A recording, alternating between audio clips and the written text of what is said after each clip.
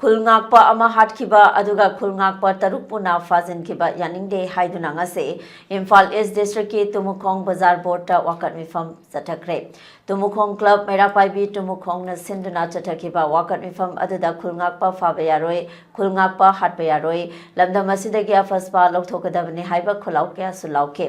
वाकट मिफम अदुदा सरुक याखिबा इमा अमना फोंगदोरकपदा थौबाल डिस्ट्रिक्ट के सलुंगफमदा था सिगी तरा मरीदा थोखिबा थौदोकता खुलंगाकपा अमाबुना हातोकपिबा अदुगा तरुपुना फाजिनखिबा पुलिस कमांडो की थओंग यानिंगदे असुमना खुलंगाकपदा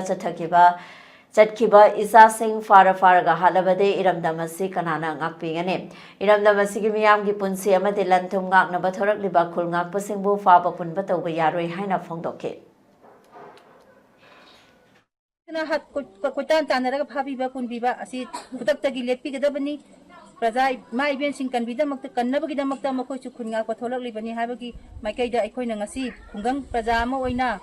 तुमुखोंग अपुनबा मैरापाइबी अमसुंग तुमुखोंग यूथ क्लब अनीना पुंजरगा वकत मिफम असे तौदबा यादे कोई मोइगीदमक्ता लेपतबा यादे हाइना सुंग थोरकलिबनी।